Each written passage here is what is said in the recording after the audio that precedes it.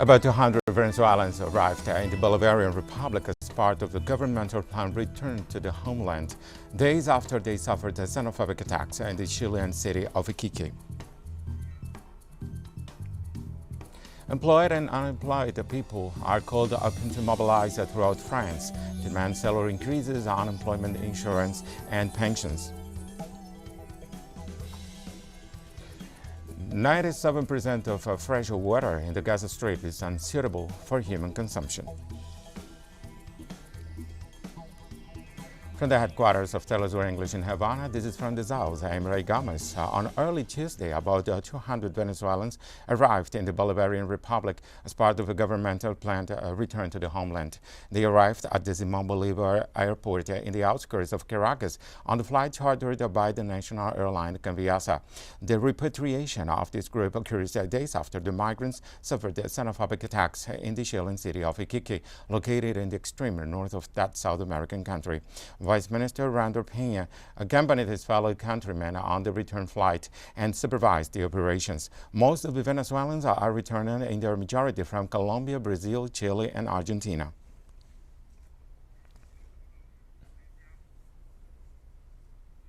Ecuadorian police handed over to relatives 93 bodies of the 119 inmates killed in a riot at one of its largest prisons.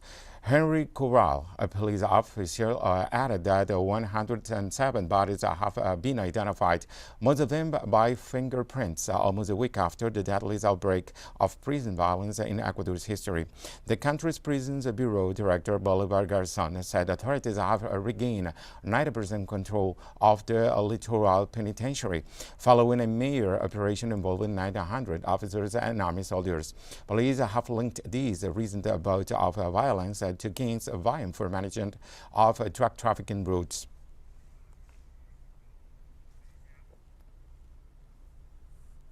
Victims of state violence rallied in front of a constitutional court in Bogota, demanding that the ordinary judicial system take over the investigation into the massacre that occurred 4 years ago in Tandil, Nariño Department, which is under investigation by the military justice system. Impunity reigns regarding the crime in which members of the Colombian army and the anti-narcotics police were allegedly implicated.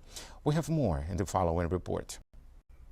Social organizations and human rights defenders carried out this activity in front of the High Court headquarters in Bogota, where they requested that the Constitutional Court rule upon the jurisdiction challenge so that the investigation of the massacre in the village of El Tandil in Tumaco Municipality, Nariño Department, does not proceed in the military justice system and instead is handled by the ordinary judicial system, since those responsible for this event are police officers and members of the Colombian army. The prosecutor office stated that it could not find any evidence to support the version of the security forces that it has been an attack by dissidents, rather than, in fact, the prosecutor office agreed with the version of the victims that it has been an indiscriminate attack on unarmed people. However, since the case was transferred to the military criminal justice system, we find ourselves in a deadlock. With posters on the walls of the courthouse, protesters revealed what happened on October the 5th, 2017, when 1,500 farmers protested in the village of El Tandil against the forceful and violent crop eradication program carried out by the anti-narcotic police and the Colombian army. Some of the 600 armed men opened fire against the coca farmers, workers and members of the farmers' associations that were gathered there. Our intentions were to change the illicit crops for food, and I can't believe that in the midst of the peace process on trying to negotiate with the very government, we were shot at, killing 7 comrades, more than 20 wounded, leaving orphaned children, leaving single mothers, leaving a number of disabled. That's my case because I was shot twice in my left arm, and there was total displacement from that area.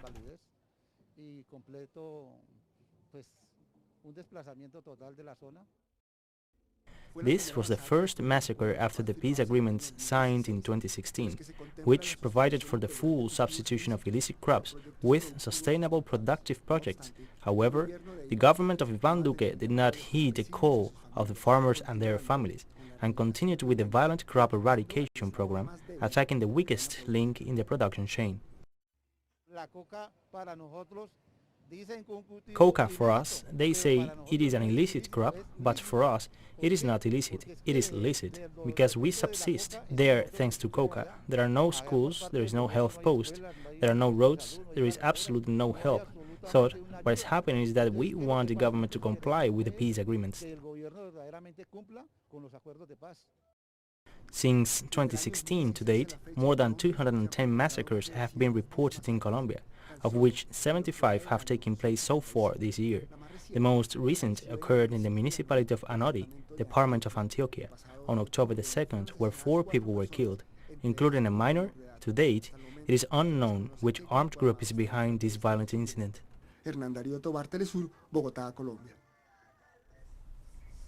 The Organization of the Petroleum Exporting Countries agreed to continue increasing production in measured steps, deciding against opening the taps more widely and driving the United States crude prices to their highest levels since 2014. The organization and major oil producers reached a deal to increase production, a move that could help ease the pressure on gas prices and inflation as economies around the world recover after pandemic lockdowns. The pact by OPEC Plus aims to begin pumping more oil beginning next month. It also resolved a dispute between the United Arab Emirates and Saudi Arabia that had blocked an agreement earlier this month and caused oil prices to spike, briefly hitting 6-year highs. Under the agreement, a group of 23 nations led by Saudi Arabia and including Russia will increase output each month by 400,000 barrels a day.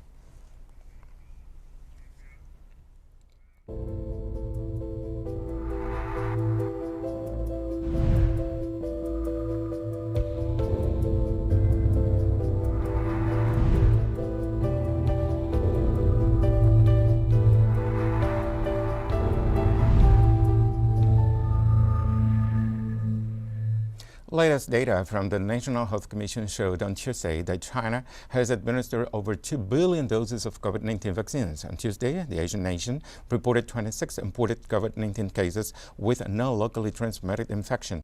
The country recorded more than 96,000 confirmed cases. Of them, around 90,000 had been discharged from hospital following recovery, and nearly 5,000 had died as a result of the virus. Beijing has vaccinated about 20.41 million residents, almost covering the entire population.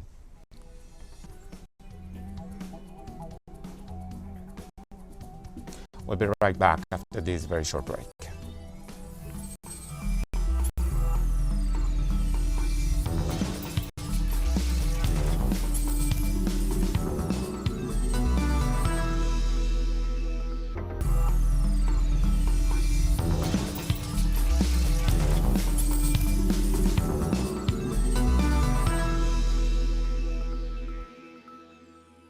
Before the presidential election in France, employees and the unemployed are called upon to mobilize throughout the country to demand salary increases in employment insurance and pensions. According to the General Confederation of Labor, some 200 assembly points were planned. Several thousand people attended the mobilization, especially in Paris, where negotiations with the prefecture have been difficult. Demonstrators protested against a health pass that requires compulsory vaccination to move around the nation. This week, all unions are expected to file appeals against the reform of unemployment insurance, which entered into force last Friday, and which results in reducing the benefits of the permitted unemployment, linking short contracts and periods of unemployment. On the question of wages, the question of employment, we have been making proposals to the government for month and month, and for the moment, what we see is that all those who were applauded, all those who were called the second line, in particular, have still not seen their wages revalued, apart from the automatic revaluation of the minimum wage, which for the moment has no consequence on wages because, as you know, you have to wait for negotiations for the increase to be applied in companies. So these are the main demands: wages, employment, industry, public services, the main demands with many proposals. According to an independent inquiry, French Catholic clergy sexually abused some 216,000 minors from 1950 to 2020. The Commission's 2.5-year investigation was prompted by the outrage over abuse claims and prosecutions against church officials worldwide. The investigations disclosed claims against lay members of the church, such as teachers at the Catholic schools and other officials. The report also states that until the early 2000s, the Catholic Church showed a profound and even cruel indifference towards the victims. The report, nearly 2,500 pages, found that the vast majority of victims were pre-adolescent boys from a variety of social backgrounds. The abuse committed by clerics and religious primarily concerns male children, boys. They represent nearly 80% of the victims, with a very high concentration between the ages of 10 and 13. The share of girls being 20%, spread much more evenly between the age groups. It must be added that sexual violence committed by clerics or religious is much less punctual, much less occasional, and much more lasting than the same acts committed by other people.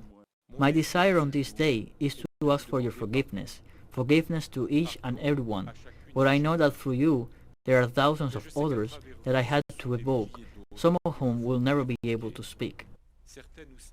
And the British government has received only 127 applications for tanker driver visas out of the 300 it offered with immediate effect to deal with the shortage at petrol stations, Prime Minister Boris Johnson said Tuesday. Speaking to the BBC during the Conservative Party's annual Congress in Manchester, the head of government said this reflects a global supply problem of that type of workforce. The Prime Minister stated his government offered to arrange 5,000 visas and a long-term for road haul employees visas to bring the drivers from abroad, but only 127 of them answered the petition. According to the Conservative leader, global supply problems affecting both the delivery of goods and the availability of workers, such as carriers, are due to the strength of the economic recovery worldwide as the restrictions imposed by the COVID pandemic are lifted.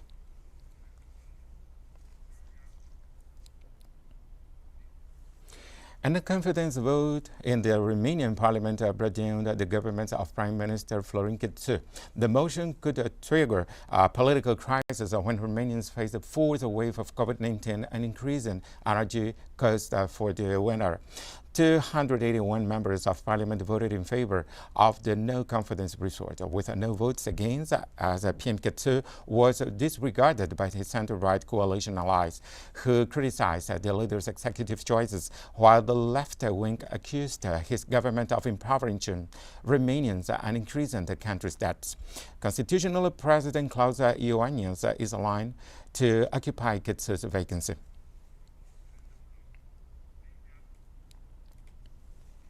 On Monday, Facebook and its other platforms, including Instagram, WhatsApp, and Messenger, went down globally for close to 6 hours. Users began noticing they could not access the platforms as they remained inaccessible for over 6 hours in what was Facebook's biggest outage since 2008, causing the company's shares to plummet 5%. Facebook issued a statement on Tuesday confirming that the cause of the outage was a configuration change to the backbone routers that coordinate network traffic between the company's data centers, which had a cascading effect, bringing all services to a halt. The shutdown was accompanied by the news that in the forum of hackers began the bargaining of the personal data of more than 1.5 billion Facebook users, a fact that, according to the Privacy Affairs site, was nothing or has nothing to do with the outage. In this context, Telegram gained over 50 million of users during the last hours.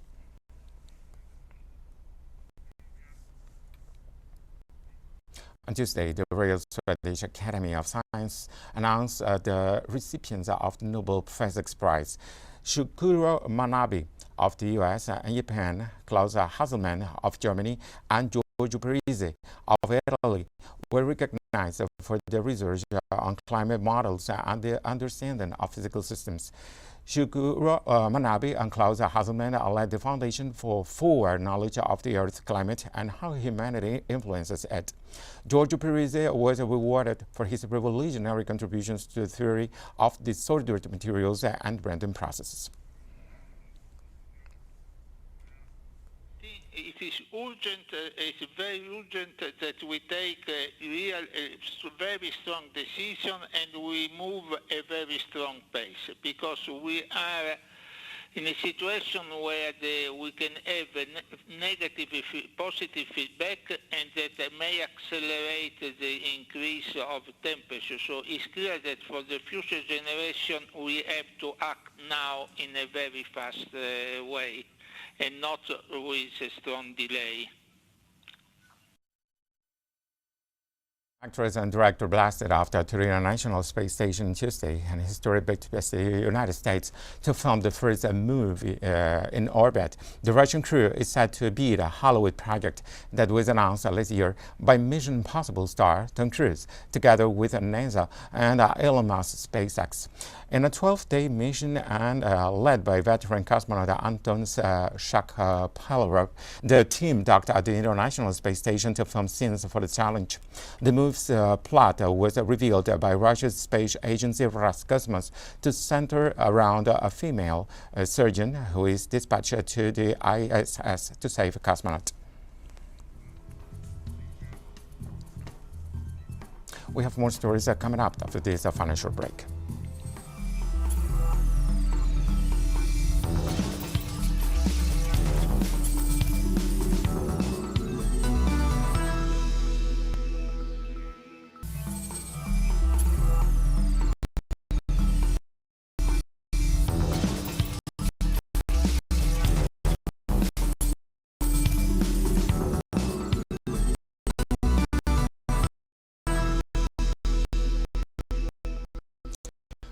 Welcome back.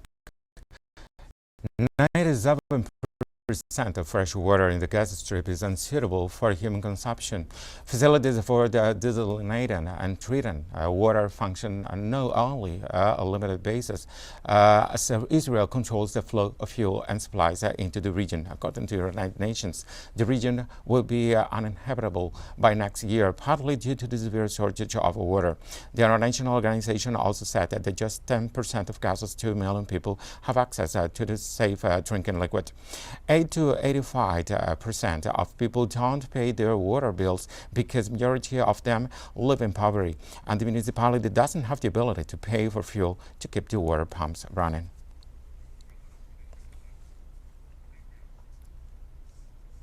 At least 8 people died and 15 were injured amid the protest against the new agricultural reforms in India. The events unfolded on Sunday in the Lakhimpur Kheri district in the state of Uttar Pradesh, when farmers protested over the visit of 2 high officials who promoted the 3 agricultural laws that benefit the mere land industry and cast aside the rural workers. According to the farmers' organization, All India Krishna Sabha, caravan transported the government representatives ran over several protesters, and there were even gunshots, which caused one of deaths. This spiraled into the lynching of 4 of people traveling in the caravan by the angry mob of farmers.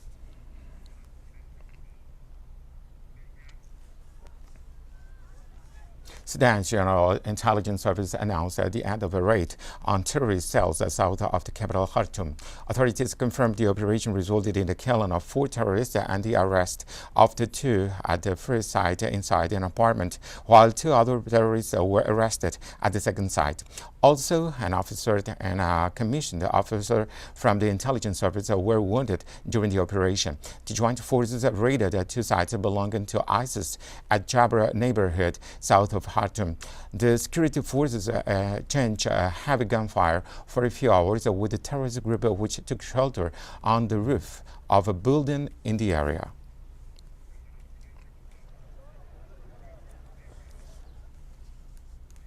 On Tuesday, members of Chad's interim parliament announced the National Transitional Council were officially sworn in.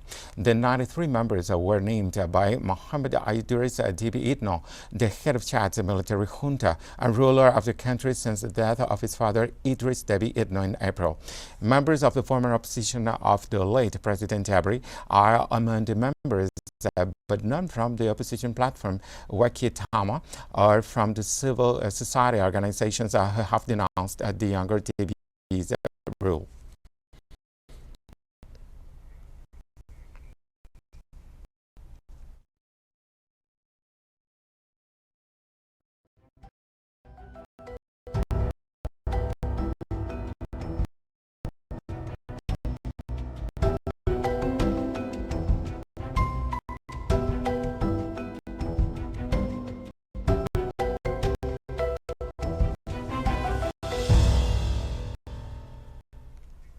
In China, preparations are nearly complete for the 15th meeting of the Conference of the Parties to the UN Convention on Biological Diversity. The COP15 will kick off in Kunming, capital of the Yunnan province, on October 11th. The organizing committee released 4 posters echoing the theme of the conference, which is ecological civilization, building a shared future for all life on Earth. One of the missions of this meeting is to inform the international community about which species are facing threats, as well as issues include the speed of species extinction. The meeting will review a post-2020 global biodiversity framework, which is expected to open a new chapter for global biodiversity conservation.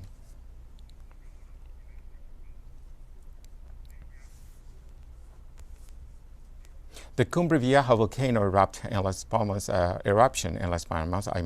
Spanish Canary Islands, has caused the evacuation of 6,000 people during its 2 weeks of activity. Among the damages, 870 buildings have been destroyed.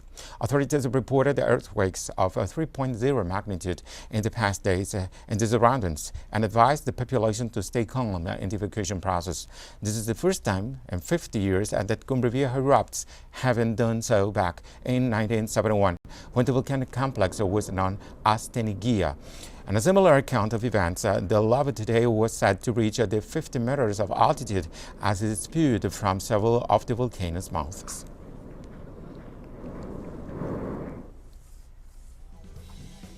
We've come to the end of this news brief. You can find these and many other stories on our website at Telesur English. You can also follow us on social media for all the latest news. We're on Facebook, Twitter, Instagram, and Telegram. For Telesur English, I'm Ray Gomez. Thank you for watching.